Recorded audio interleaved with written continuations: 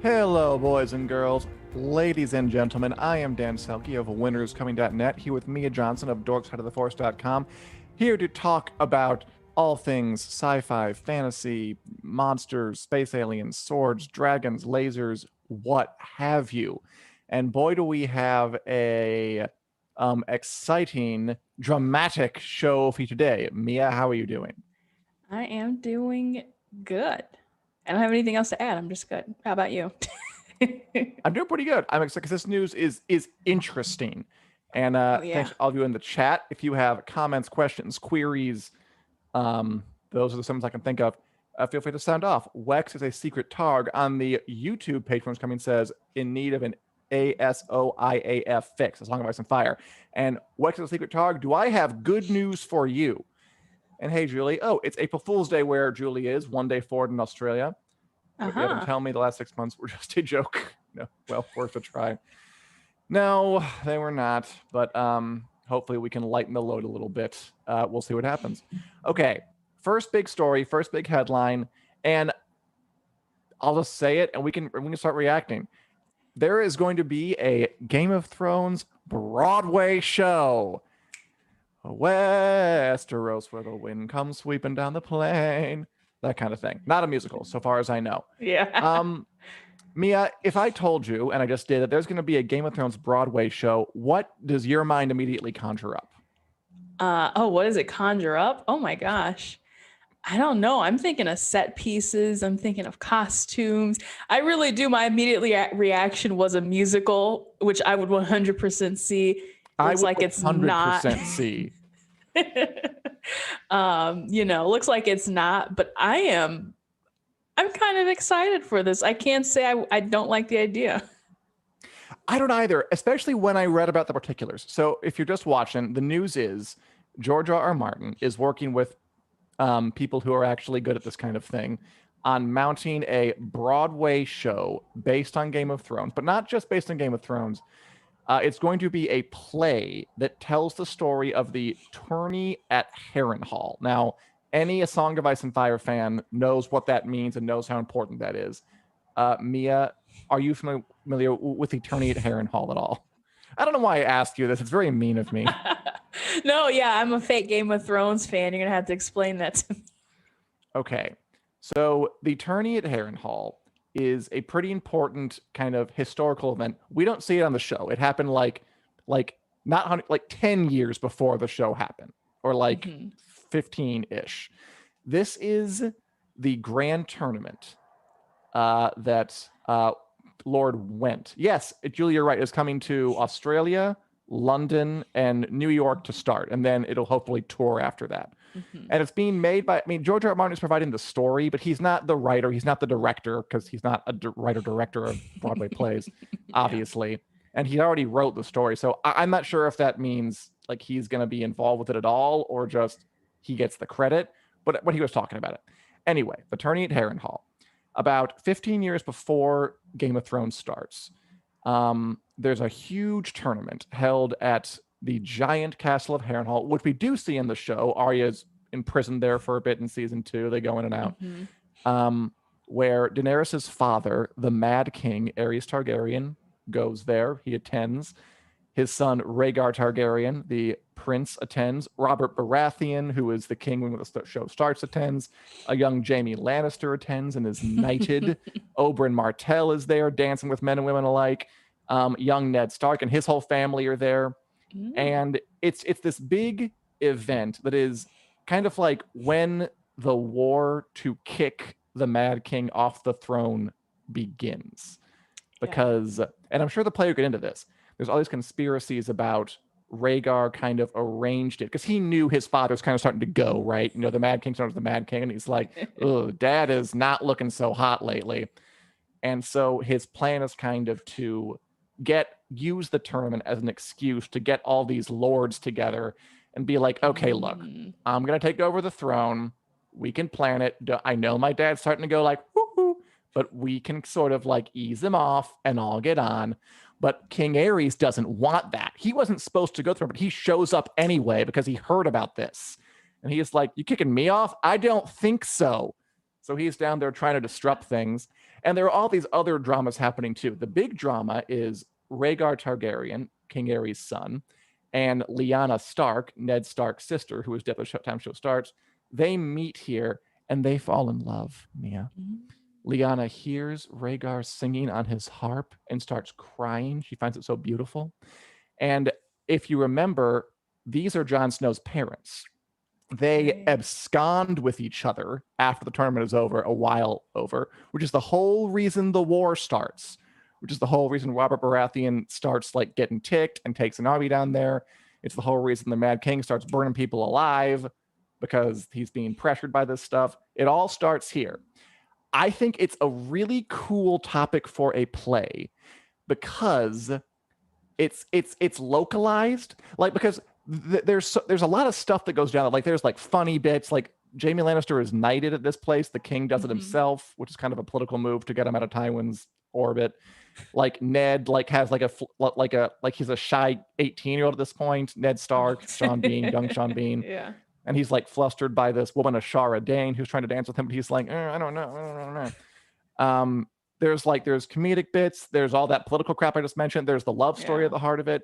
And doom hangs over the whole thing because we know that this is the start of the war and that most of these characters, including Lyanna and Rhaegar, are going to die, after everything is said and done. Yeah. And I think it's a good topic for a play because everyone is in the same place. And like, I think about like Harry Potter and the Cursed Child, which is kind of the other big thing you think of when like big franchise made into play. And like that thing takes place over years and years, and like the characters age and they like go back in time and they go to different sets. And there's a scene where a woman grows blade hands on a train top. And it's just and there's 2 freaking plays, it's so big. And when I heard that there was a Harry Potter Broadway, a Game of Thrones Broadway play, I was like, is it going to be like that, where it's all kind of like ungainly and huge? And some folk love Cursed Child and everything, but it also has a lot of detractors. And then I was like, ooh, the tourney at Harrenhal. Oh, okay. One location, lots of characters, lots of drama and comedy. The story is already set down. I kind of think it's a good idea. Yeah. As you're describing it to me, this is bringing me back to, gosh, I've done a couple of like theater classes. I could have been a theater minor, but that's besides the point. But kind of thinking about playwriting and kind of getting into that mind. And every time I wanted to, or I had an assignment to write a play, I would always take like that Harry Potter approach where it's like, it's almost like you're creating a screenplay, but it's like, this is going to have to happen on stage. Right. And then you realize that's really not kind of not to say it's not appropriate for the stage, but there really is a certain way that you want to do things where with the stage, you really are focused more on the characters. It's not really about the scenery or, all of the cool things and jumping from scene to scene to scene. You want to kind of like stay in one place, marinate on it, watch what's happening, and almost feel like you're in the room too as it's going on. So yeah, I was unfamiliar with that event, but as you describe it to me, I'm like, yeah, that really sounds like a play. It really sounds like, you're just seated.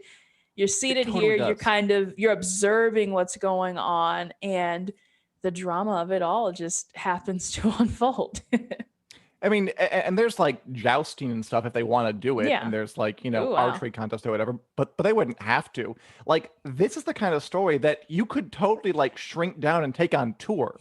Whereas like Cursed Child, like how you going to do the train top blade jump through time scene if you don't have like the big rigs or something?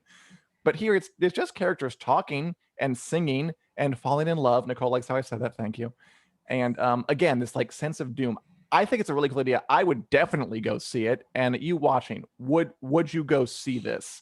Obviously, it would not be premiering the immediate future because a lot of theaters are still closed down.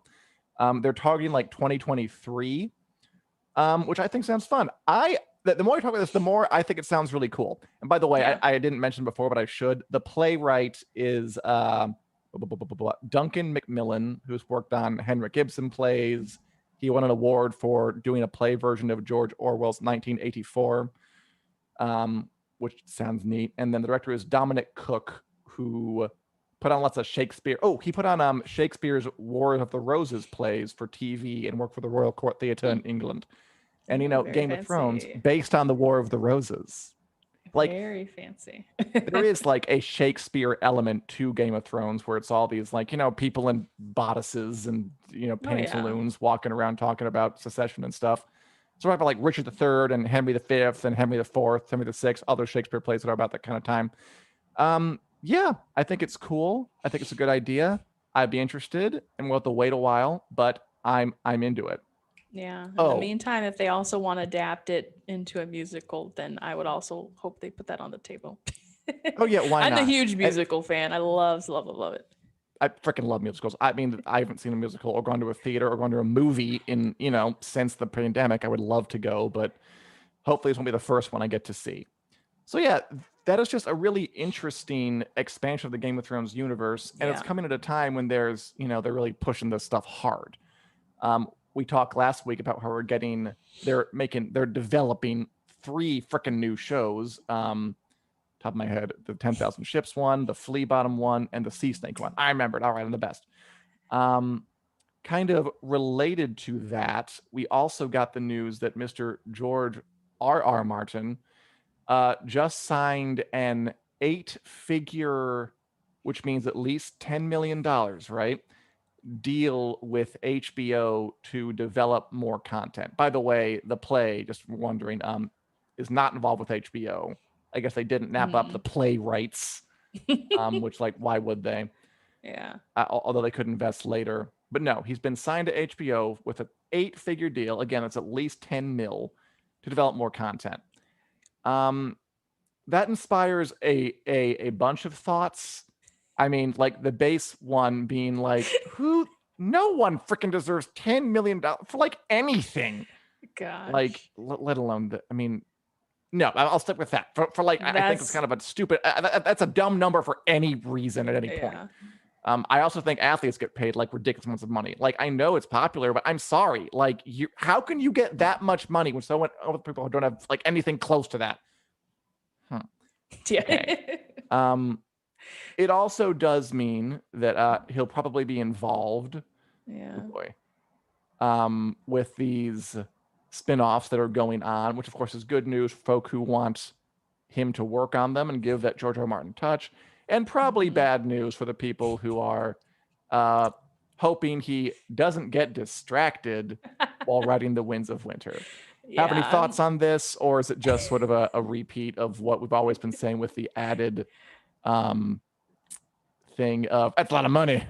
Right. No, I was like, if you give me that kind of money, I am never touching another book. I'm never opening Microsoft Office or Word ever again. You can forget about the rest of your book trilogy series. He's in his 70s. Like, who even needs that much money? Okay. I know. I don't know him. It's a lot.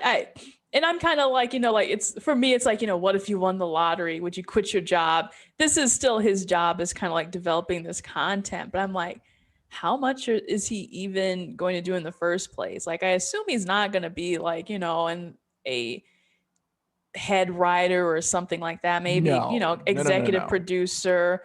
I don't even imagine director. So it's like, how hands off is he, just to be handed like a Jeff Bezos sort of thing. Just like, well, here's your money, you woke up, you ate, and you drove your car today. Here's some money. Exactly. Like, and if he is hands off, why is he getting 10 million? I know. Like, if his job is going to be occasionally like calling in and saying like, what, in my script, I think Rhaenyra would be mad in this scene. Like, that's worth 10 million. Or then like, if he is really involved, I agree with Nicole. Like, we're never getting The Winds of Winter. So this news is up and down. I mean, we all want that kind of money, obviously, but just I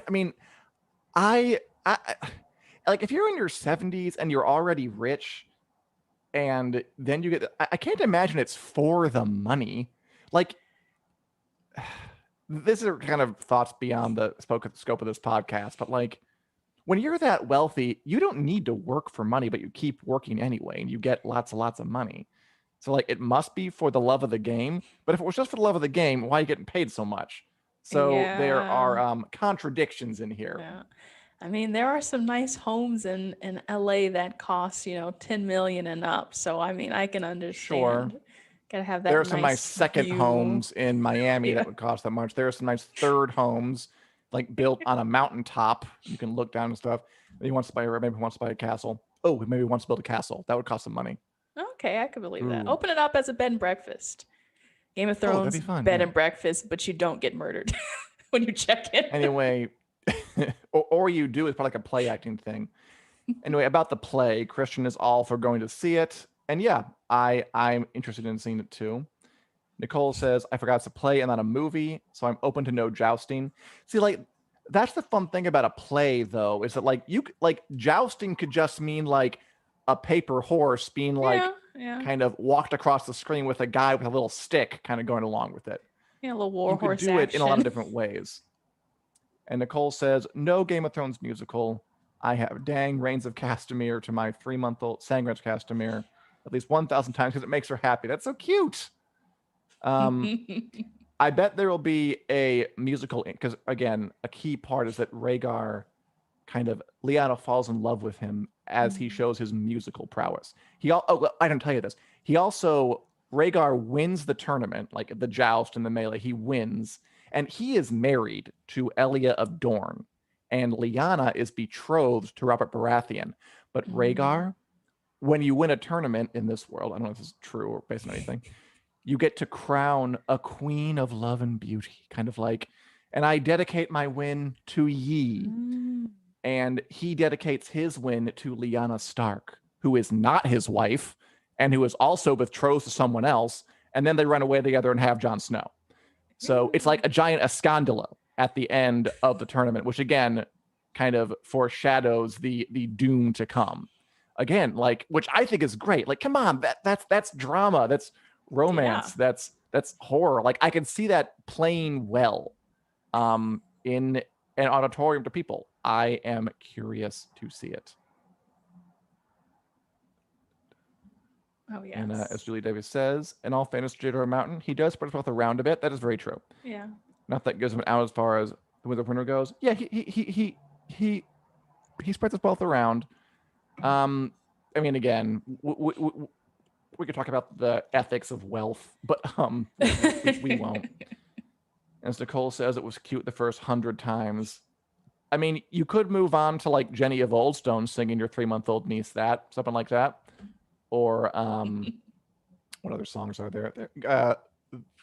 The Bear and the Maiden Fair. There's stuff you could try. Maybe you could congratulate. Nursery rhymes. All right, so that is some of the Game of Thrones news. Pretty cool stuff. I'm looking forward to that.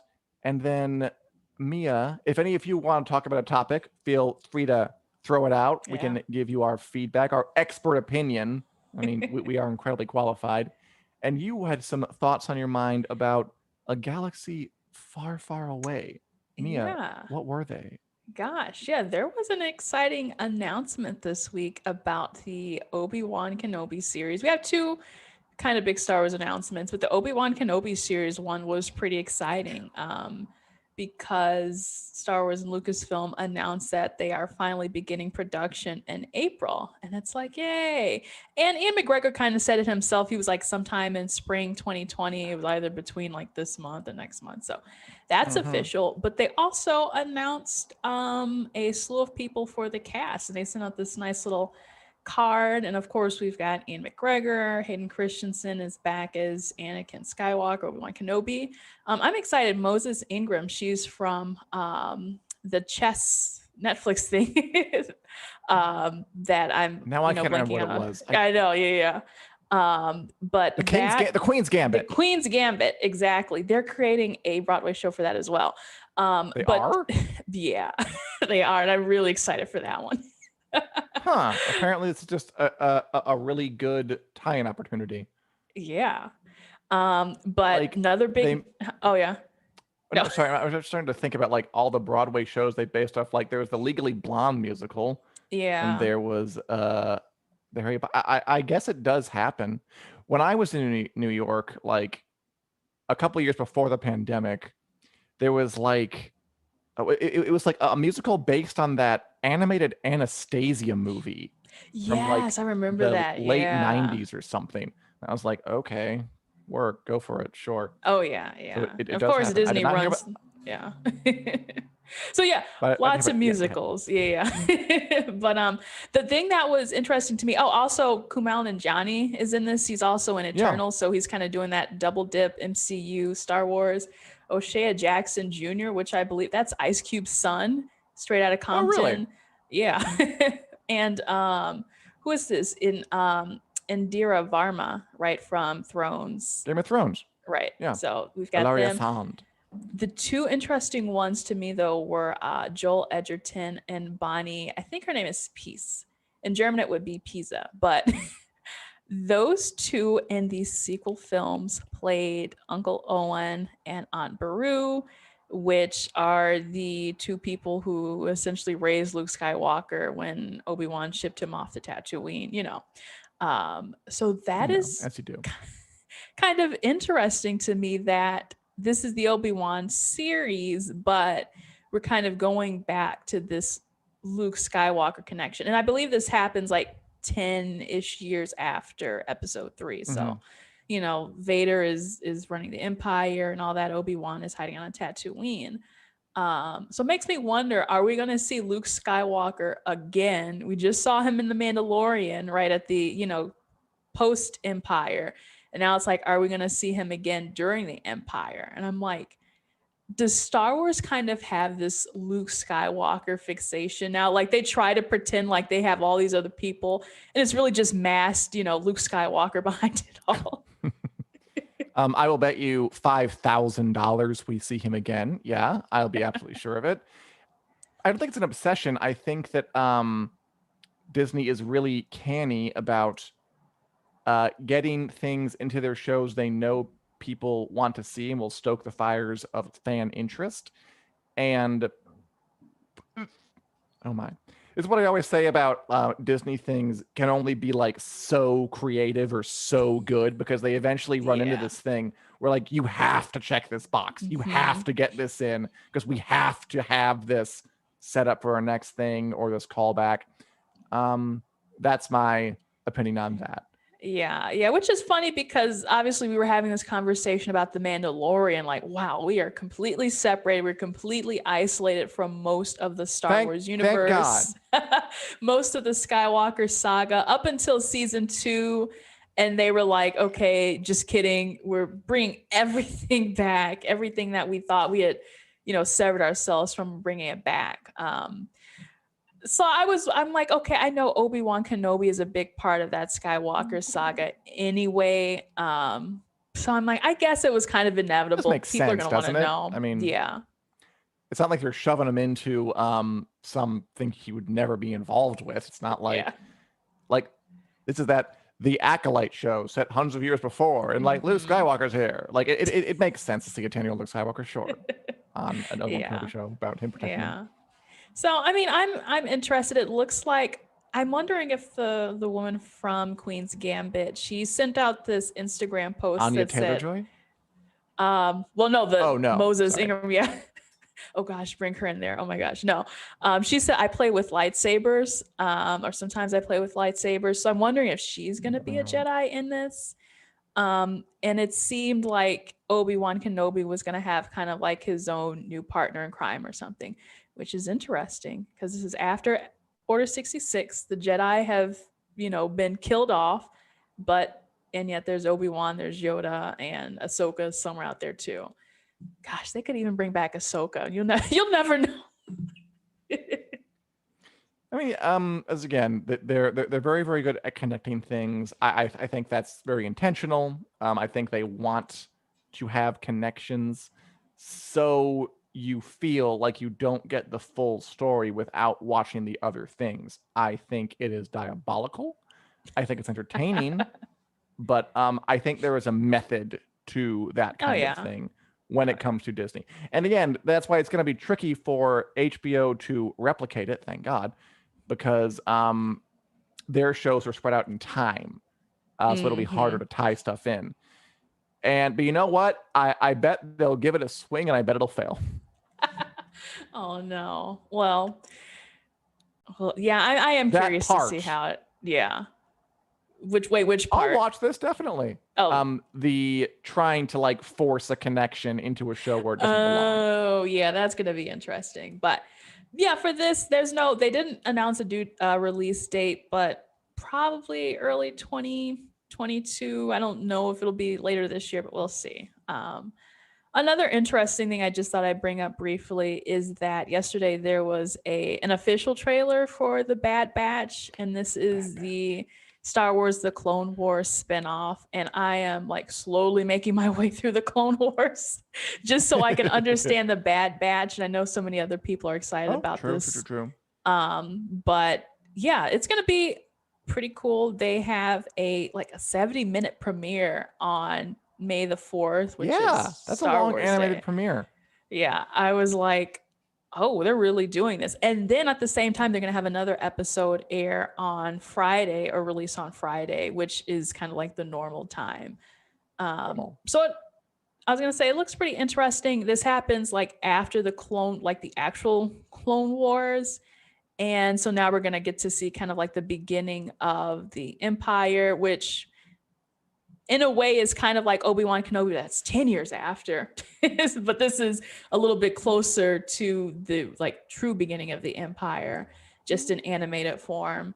And there's some people like Tarkin, who becomes Grand Moff Tarkin. They've got Fennec Shan, who's Ming-Na Wen from The Mandalorian. Another connection, and and even Saw Gerrera, who was played by Forrest Whitaker in Rogue One. So yeah, they are also bringing in all those connections, but kind of in the animated world, which it's interesting to see how they're playing with that. You know, you can make someone animated and you can make it live action, and it has this fluidity back and forth. I was thinking, how long before you think we see the Bad Batch, like the titular 5-some clones in live action? I would, again, bet quite a bit of money that they'll show up sooner or later. Yeah, it would. Yeah, I'm trying to figure out how they would do that, because it's kind of like, cast 5 actors and shove them into a show. Yeah, well, yeah, there we go. Or the same actor, because it was Tamir Morrison, but now he's older, which means it makes sense for him to play an older Boba Fett. But they do the de-aging technology. They were like, we're never going to recast Luke Skywalker at this point because we have de-aging technology, so it'll always be Mark Hamill. So, I mean, they might be able to bring back Tamir Morrison and just have him do every single role. Yeah. So, and that's on May the 4th, right? May the 4th on Disney Plus. Of course. I remember I tried to watch the Clone Wars a bit. I never got past like the first few episodes, but maybe I'll dip back into it now that this thing is coming up. And I will watch. Is there a word? There is no word on the Obi-Wan show release date, right? That's just... No, they didn't say. They just said when filming is beginning. Probably next year, right? I'm thinking so, yeah. Doesn't take them that long. They're pretty quick. Like with the Mandalorian, they filmed it, and then within a couple of months, they're like, okay, it's ready. I was like, wow. Yeah, it's true. That was true. That was very quick. What is coming out? I know that Shadow and Bone's coming out on later April. Nicole's excited about that. And we can't talk about that yet, can we? I don't know what the embargo date is because I haven't been keeping up. Then we are not going to talk about it. But I'll say this, Nicole, we're excited too, and we will probably have some early discussions about a show that might be that, but I can't confirm that for legal purposes. Also watching another HBO show from a certain prominent, super canceled creator that we'll be talking about probably next week. I'm excited to talk about another big kind of fantasy sci-fi show that they're going to try and make happen, I guess, despite some behind the scenes drama. And that'll be coming up pretty soon. Mm-hmm. What do you know? Oh, I'll never tell. Hopefully next week or the week after, we can probably talk about it. I'm trying to find the other comments you said, but I can't quite. Okay. Yes, we are. Although what we are watching, Mia, are you watching anything right now that you want to talk about? Shall we talk about The Falcon and the Winter Soldier? We can briefly, yeah. I mean, I'll say this. We were like doing, Christian, I want to tell you, Christian. Christian, don't hold out for a live demo or a live read. This week, there will be no ad read.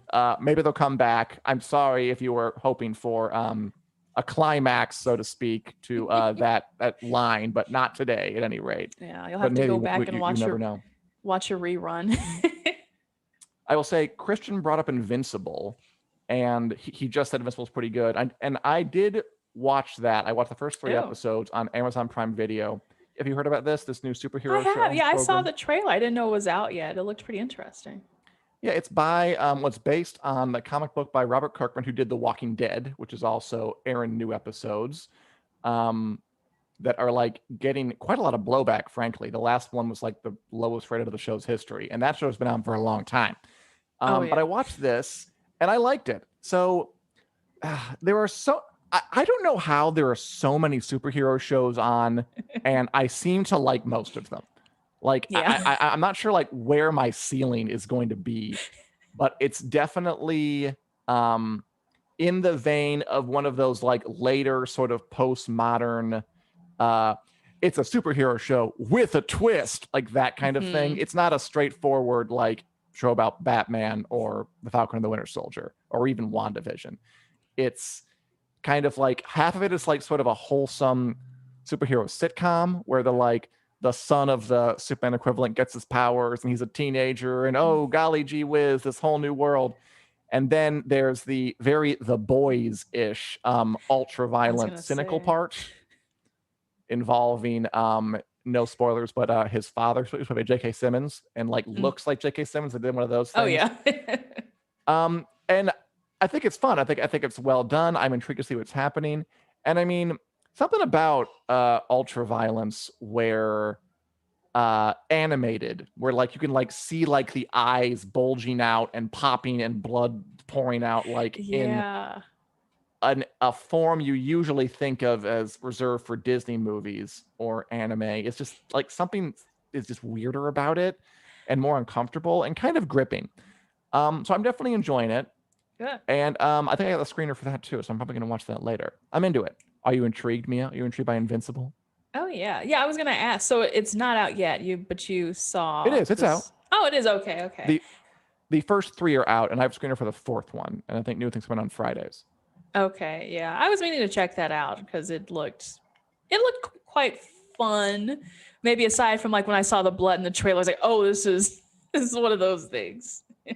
But I mean, like The Boys, you enjoy, and that is right in this avenue of again superhero show, but there's this dark and counter iconoclastic part to it. Like that's very now. And again, you'd figure it would play itself out, but it just isn't. And I keep being into it, so I guess I can't be that mad at it. And Christian says, yeah, Stephen Yuan, who played Glenn in The Walking Dead, is the voice of the teenage boy. Some reviewers were saying he's 37. He sounds 37. I don't know. I was pretty convinced by it. Him playing a 17-year-old, I didn't have any problem. And Sandra Oh is the mother, and John Hamm is a security guard, and like it's got a pretty good. Jillian Jacobs from Community is Invincible's love interest. It's a good cast, good, interesting story, done with clearly some dedication and heart. And if I'm getting a little tired of the dark underbelly of the superhero story, it hasn't shown up yet, really. Okay. I'm still into it. Cool. Yeah. Well, yeah, I don't know. Well, Falcon and the Winter Soldier. Yeah, I'll just express some sentiments about the Falcon and the Winter Soldier, which hit it. It's just, I don't know. Yeah. So, and I went on another podcast with one of my writers from Dork Side of the Force. We talked about it for like an hour and 15 minutes. So I'm trying to be like, okay, what? This is still pretty fresh on my mind, but this episode, I think to me was a lot more exciting. This was an episode where we finally have Sam and Bucky back together. The thing is, it's not like WandaVision where you're constantly wondering like what's going on, who is behind this, who's pulling the strings, like what character is secretly Mephisto or something like that. You're just like watching it and kind of enjoying the show. So I like the simplicity of it. It really, people have been saying it really just feels like a Marvel project. And I definitely don't hate that about it. I like that we get kind of these 50-minute episodes where you really just have time to sit with the story and digest it. And a lot of people hate that new Captain America. Of course, they're like, oh yeah, he has that's this the idea, right? face. Yeah. I'm trying to figure out how I feel about his character. I don't hate him. I'm not one of those people who's like, I just want to like punch him in the face. I think it's an interesting device to use to help Bucky and Sam fill out their feelings about one another and Captain America. For sure, he's not my Captain America, as everyone is saying, but I like him as a plot point. He's getting people angry and he's getting people riled up, which I think overall is pretty effective. So I can't be mad at that. Yeah, as Christian says, the new Cap looks like a tool, which he does. I think that's the point. Like I don't think we're supposed to like him. I think he's supposed to be kind of this antipathy-inspiring figure. I'm enjoying it. I will say this: it's taking up way less mind space than WandaVision did. Like I'm not thinking about it in between. Like I just kind of forget it when it's done, and then I just kind of go with my week, and then I'm like talking about it now, and I'm like, what happened again? That one? Oh yeah, okay. The Flag Smashers, and they met up. They were giving like full buddy cop old marrieds energy in this one. Like very much we gotta sit down with the psychiatrist and hash out our bro issues, and like, oh, we want to sit this close, sit that close, oh, get so close with your knee between my knee. Honestly, it was almost too much for me. Like, you are two grown adults. Like, this is a lot of like chest thumping for two adults in charge of their capacities. But it's an excuse to give the actors some like fun kind of odd couple Jack and Walter Matthau stuff to play, and they're having a good time with it. Yeah. I mean, I don't know. Like, they're just walking along the path in that country and they won't accept a ride from the new Captain America. Like, really? That's how you're gonna be? They're really, it's the petulance for me. Yeah. They really play that on. I am kind of like, at some point I would like for them to, kind of make, sometimes I'm like, what reason does Bucky have to be upset, in the first place? They're always just kind of at odds. And I've been like, but what is, what's just why? And I get it kind of makes for funny banter anyway. But yeah, it's really just playing in the middle for me. I won't say that I hate it. I won't say that I'm like overly in love with it, but it's something entertaining to watch on a Friday night. So I've been enjoying the ride so far. Exactly. And beyond that, I'm just watching some of the new advanced episodes we have that we will be talking about very soon, but not immediately. No. We can find out more about that perhaps next week, next Wednesday. I think we can talk about the HBO show next week. I'm sure of that. And I'll check up on Shadow and Bone. And we'll be back to talk about all that next week right here on the Winners Coming Facebook page at 4 p.m. Central Standard Time. In the meantime, we are available in podcast form on iTunes, Google Play, wherever podcasts are available.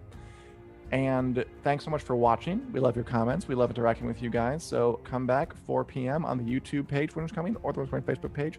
And we will give you more of our expertise and our takes and our bracing, internet breaking opinions. Thanks very much, and good night. Bye.